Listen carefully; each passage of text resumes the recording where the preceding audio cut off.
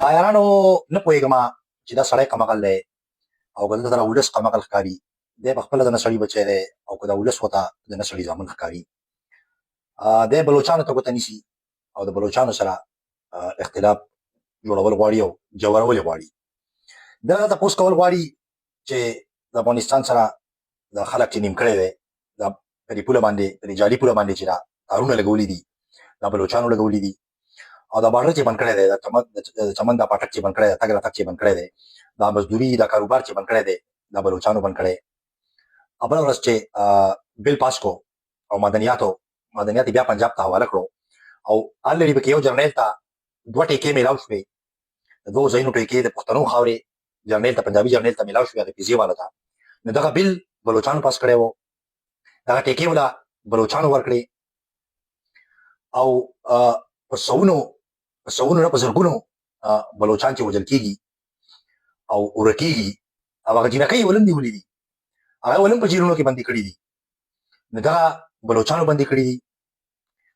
او دا په کروڑ روپۍ او په 3 کروڑ روپۍ چې د صوبې او د قومي اسمبلۍ سیټونه خرڅېدو او دی چې په خپله پکې یو اخیستی دی خدای خبر چې په څه سودا به یې ورله ورکړی په کومه دلالۍ به یې ورله ورکړی په کوم کونیتوب به یې ورله ورکړی هم په دغې کونیتوب به یې ورله ورکړی دا لګیا دی او دا کوي چې نو دغه سیټونه دغه سوداګانې دا بلوچانو کړې وې او دغلته په دې بلوچستان په دې خاوره باندې چې په کلونو امریکې له ایربیسونه ورکړي وو نو دا له بلوچانو ورکړې وې ایربیس یې بلوچانو ورکړې وې او د پښتانه چې بد کیستي دي بد یې کیستي دي هغه د سوات نه والا او دغه چمنه پورې داسې بد یې کیستي لکه لیونی سپی چې خلکو کیستی دا بلوچانو کیستی دي بلوچانو خو ته هغه اسمبلي هم پرېښله د اسمبلۍ نه یې استعفا ورکړه یا بې غیرته یا ذلیله یا حرامي موږ د باندې ځان غلی کړو خو ته د نه سړي زوی او ستا سره چې کوم فالوورز دي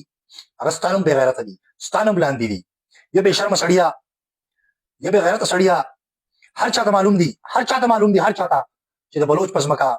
د سیند په ځمکه د پښتون په ځمکه قبضهګر څوک دی قبضه د چا ده ټوپک د چا سره دی خلک څوک وژني خلک څوک ورکوي ظلمونه څوک کوي قامونه څوک جنګوي بلوچ نه جنګوي د بلوچ خو نسلکشي روانه ده د بلوچ خو تباهي وشوه او ته راپاسې او په ځای د دې چې دښمن ته ګوته ونیسې ته بلوچ ته ګوته نیسې ته بلوچ او پښتون په خپلو کې ورانی بې غیرته تا ته موږ د نه سړي زامن ښکارو موږ د نه سړي زامن نه یو ته د نه سړي زوی پرون د هغې ورور وایي چې پلار مې ایوب خان ته وایي چې بارډر ته مې ولېږه او د هندوستان سره د جنګ کوه نو هغه په ناور د جنګ و بس دی نو سلام علیکم